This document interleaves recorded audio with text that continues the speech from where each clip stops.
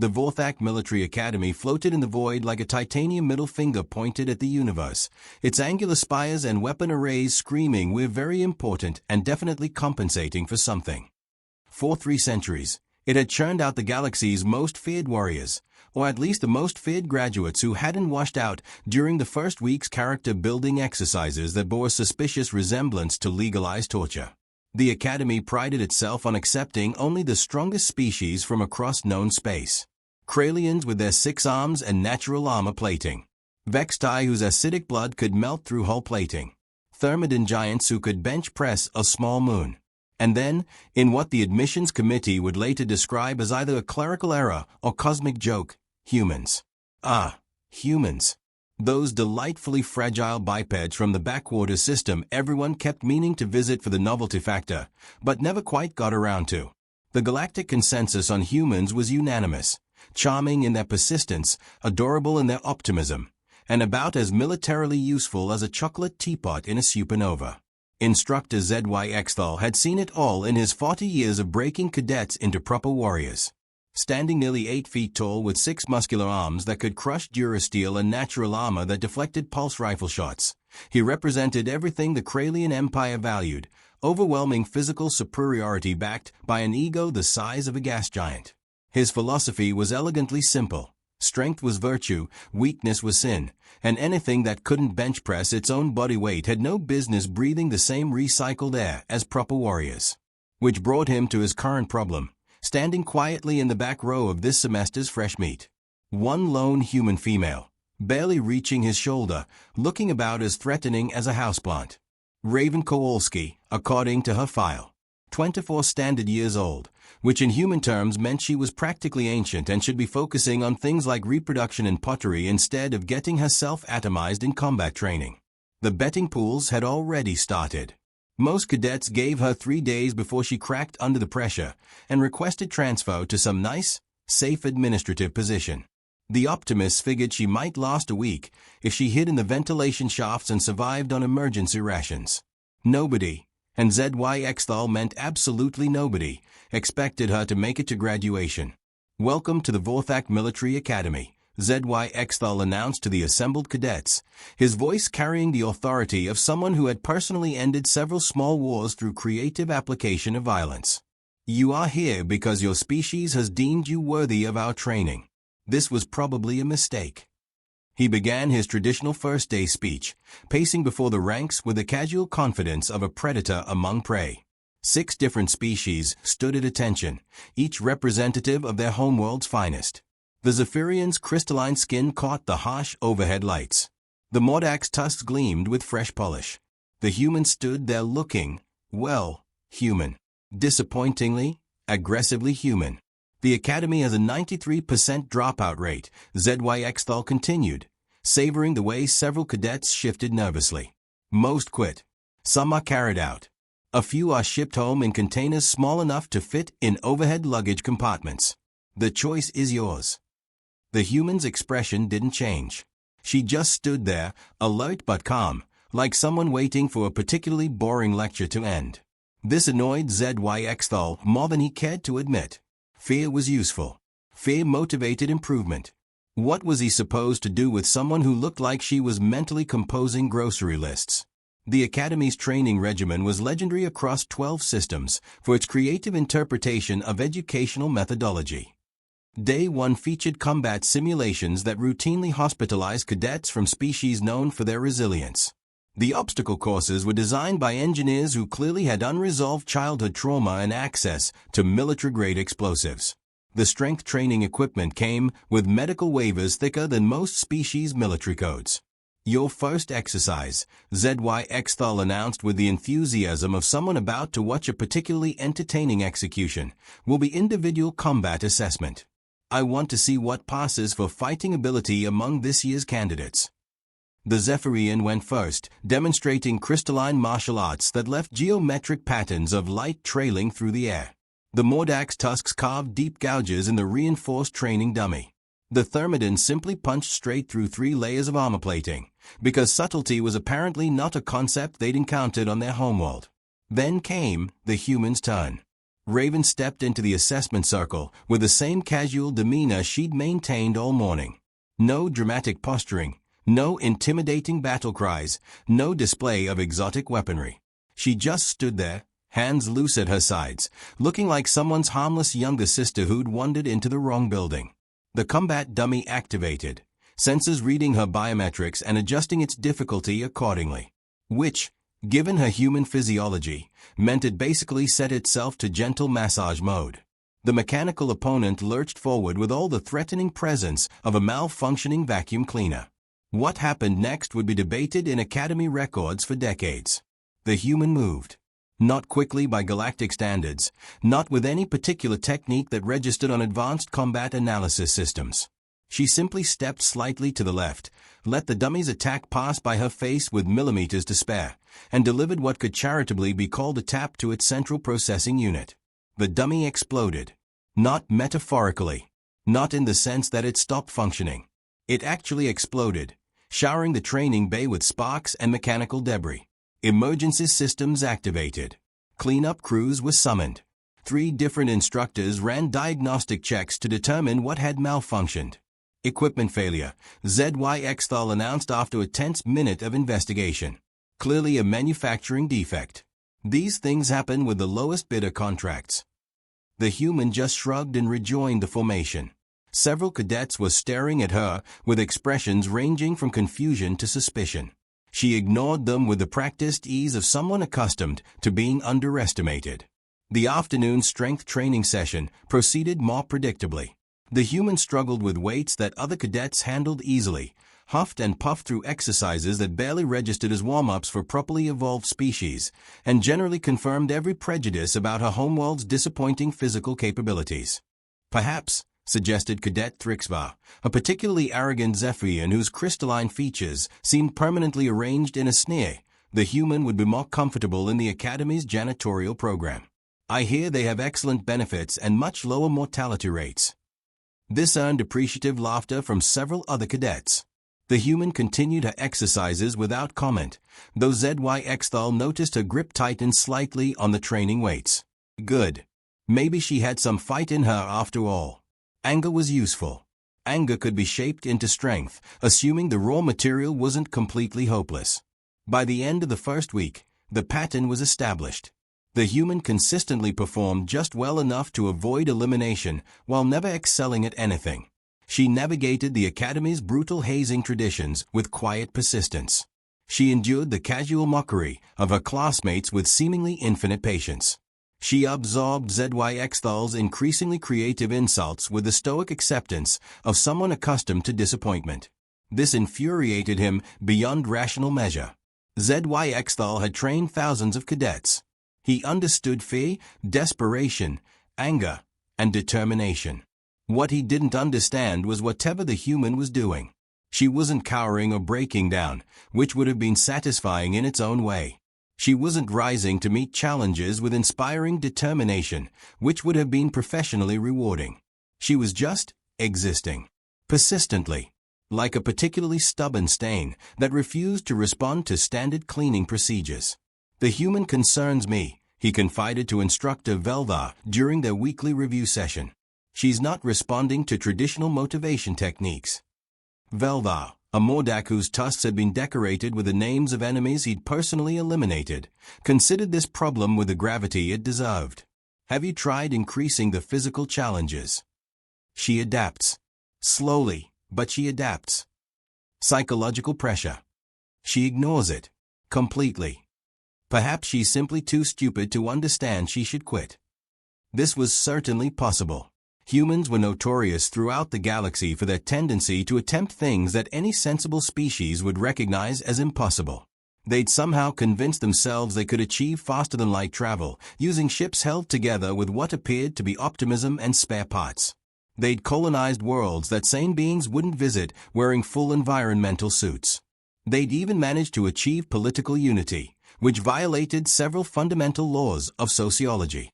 But stupid didn't explain the equipment failures that seemed to follow the human around like a particularly destructive shadow. 3 more training dummies had mysteriously malfunctioned during her assessments. A gravity simulator had developed what engineers diplomatically termed calibration irregularities immediately after her session. The Academy's medical bay was treating an unusual number of cadets for injuries that occurred shortly after making disparaging comments about human capabilities. Coincidences, obviously. The universe was full of them. By the third week, Zyx'thul's patience had evolved beyond mere frustration into something approaching religious fervor. The human had become a personal challenge, a puzzle that demanded solving through direct application of superior force. She needed to learn her place in the galactic hierarchy, preferably in a manner dramatic enough to serve as an educational example for future classes. The opportunity presented itself during Advanced Combat Theory, a class traditionally used to demonstrate why certain species should stick to administrative roles while others handled the actual fighting. Zyx'thul was explaining the finer points of kinetic energy transfer when Cadet Zyx'thul raised a crystalline appendage. Instructor, with respect, isn't this material somewhat advanced for species with limited combat applications? The Zephyrian's tone carried just enough false concern to make his meaning clear to everyone present. An excellent point, Zyx'thul replied, seizing the opening he'd been waiting for. Perhaps a practical demonstration would be beneficial. Cadet Kowalski, would you care to volunteer?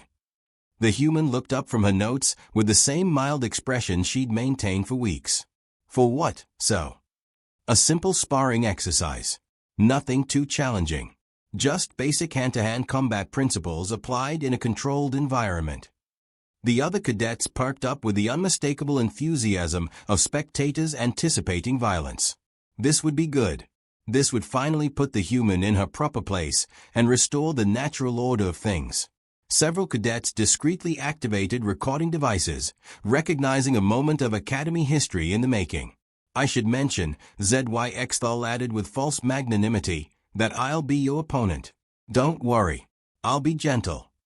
The human considered this for a moment, then shrugged. All right. Not yes, sir, or if you think it's appropriate, or even are you completely insane? Just all right, delivered with the same tone someone might use to accept an invitation to lunch.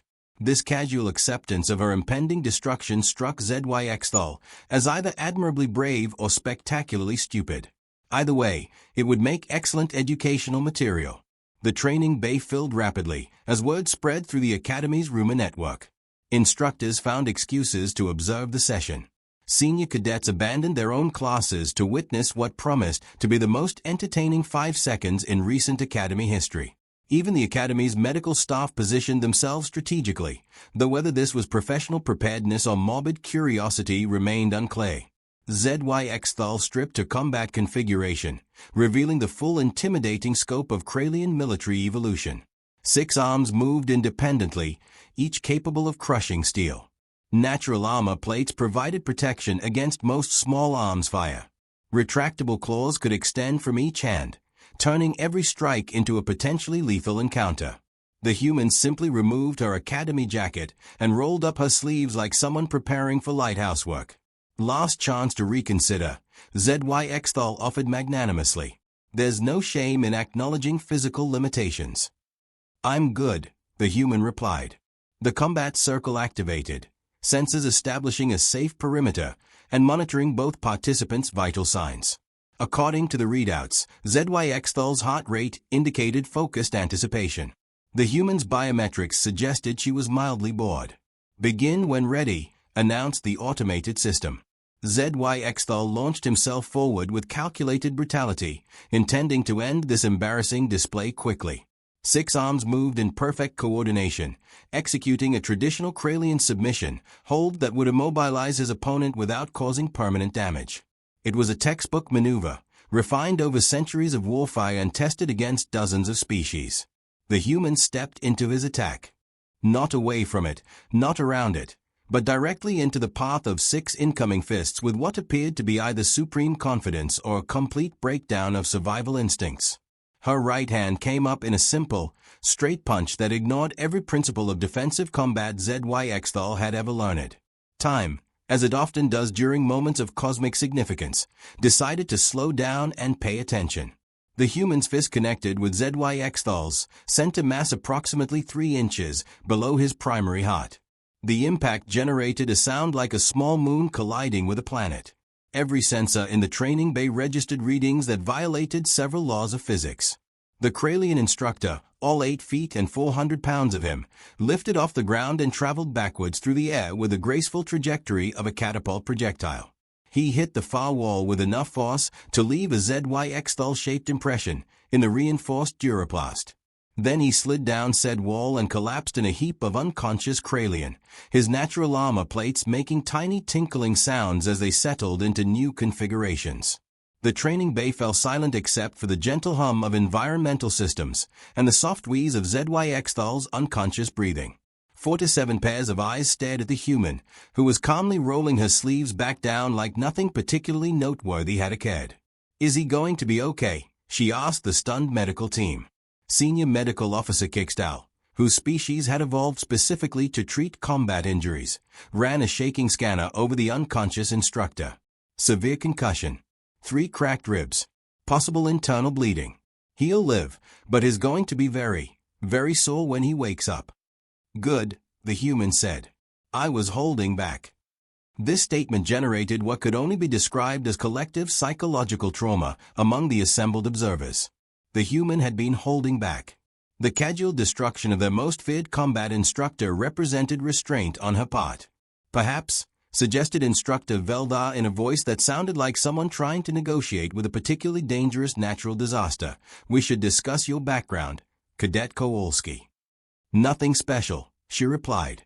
"Did some underground fighting back on oath to pay for university. Decent money if you could take the hits." Underground fighting.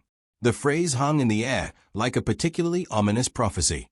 Several cadets were frantically accessing their personal datapads, suddenly very interested in human sociological studies.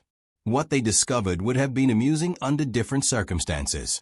Humans, it turned out, engaged in recreational violence as a form of entertainment. They actually paid money to watch members of their own species attempt to render each other unconscious using only their natural physical capabilities. This was considered normal behavior on their homeworld. More concerning was the discovery that human underground fighting operated outside official regulations, meaning participants faced no restrictions on techniques, recovery time, or long-term health consequences. It was, essentially, survival of the fittest conducted in basement venues with minimal medical supervision and maximum incentive to win decisively. The human had spent 3 years in this environment. Not as a casual participant, but as someone good enough to earn university tuition through systematic violence.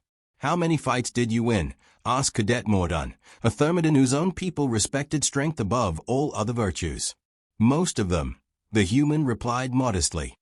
"How many did you lose?" 3. "Out of how many total?" 112.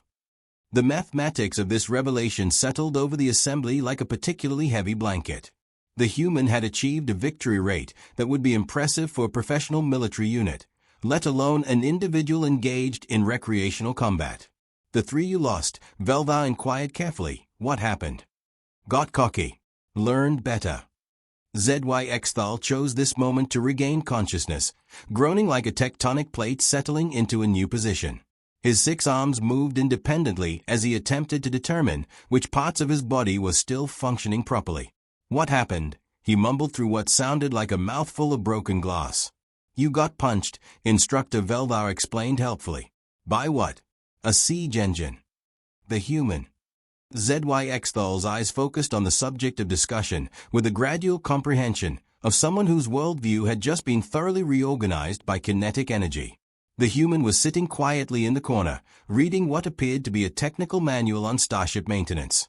"She was holding back," Veldar added, "because sometimes the universe demands that insult be added to injury."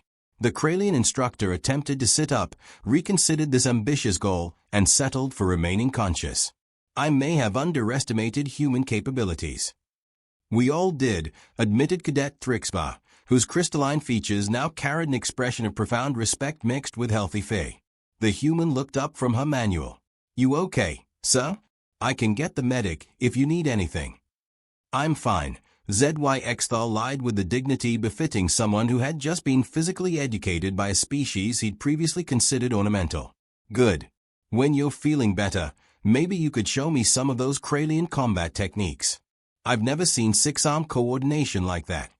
This, more than anything else, completed Zyx'thul's transition from antagonist to reluctant admirer. The human wasn't gloating. She wasn't demanding apologies or recognition. She was genuinely interested in learning from someone she just rendered unconscious with a single punch. Word of the incident spread through the academy with the efficiency of a particularly virulent plague. By evening, every cadet, instructor, and maintenance worker knew that the harmless human had casually demolished their most feared combat instructor. The betting pools, which had focused on her survival prospects, suddenly shifted to speculation about what other surprising capabilities she might be concealing. The answer, as it turned out, was quite a few. The human's academic records, previously dismissed as irrelevant, revealed degrees in mechanical engineering, xenobiology, and tactical analysis. Her psychological evaluations indicated stress tolerance levels that registered off most standardized scales.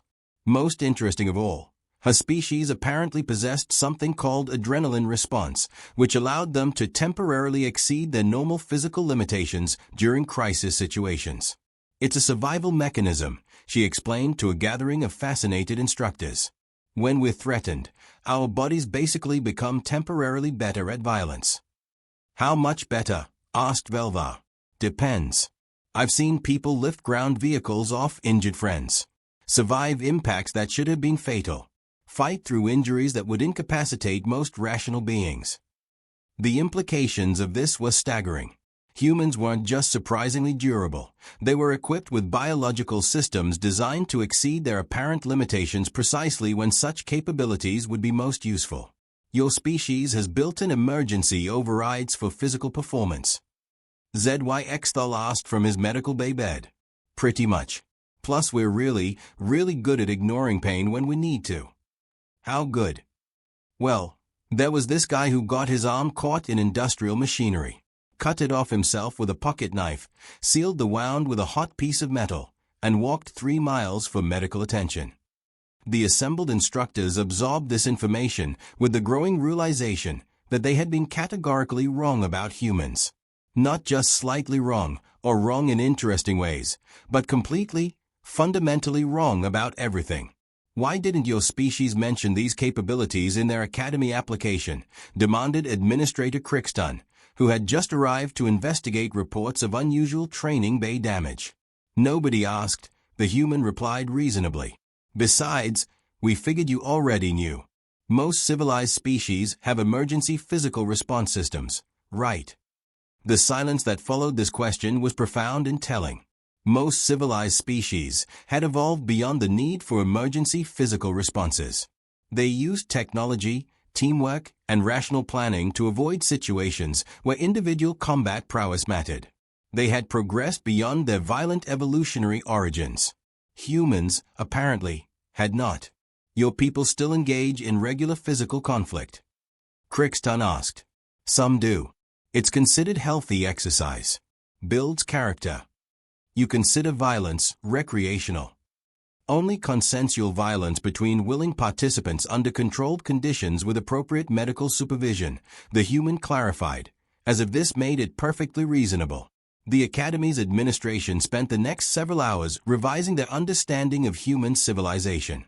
What they had dismissed as primitive barbarism was actually a sophisticated culture that maintained its violent capabilities while developing advanced technology and complex social structures.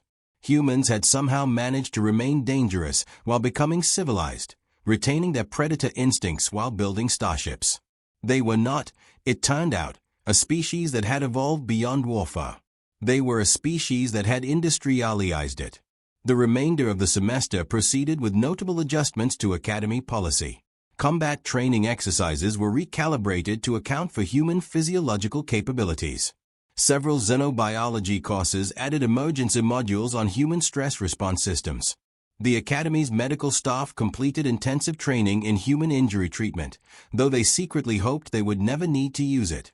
Zyx'thul, after 3 days of medical leave and considerable reflection on the nature of strength, requested reassignment to human cultural studies. He wanted to understand how a species could appear so harmless while remaining so effectively dangerous. His research would eventually contribute to the Galactic Encyclopedia's comprehensive revision of their human civilization entry, which grew from 2 paragraphs to 7 volumes. The human, for her part, graduated with honors and a recommendation for advanced tactical training. She accepted a position with the Academy's Special Projects Division, where her unique combination of technical knowledge and combat capability proved invaluable for developing new training programs. Years later, when Academy graduates encountered humans in various military and civilian contexts throughout the galaxy, they would remember Cadet Kowalski and the day she had redefined everyone's understanding of what it meant to be strong. They would treat humans with the respect accorded to beings who could casually render Kralian combat instructors unconscious with a single punch while maintaining perfect politeness throughout the entire encounter. The galaxy had learned an important lesson about assumptions, appearances, and the dangers of underestimating species based on preliminary observations. It was a lesson that would serve them well in the decades to come, as humanity began expanding their presence in galactic affairs with the same casual efficiency they had once applied to underground fighting. Some species, it turned out, never stopped being dangerous. They just got better at being polite about it.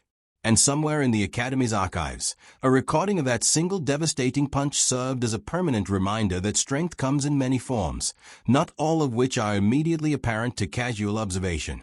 The instructors who watched new cadets arrive each semester would sometimes reference that recording when discussing the importance of respecting all species, regardless of their apparent physical limitations. After all, you never knew which harmless-looking biped might decide to demonstrate the difference between appearance and reality through direct kinetic education.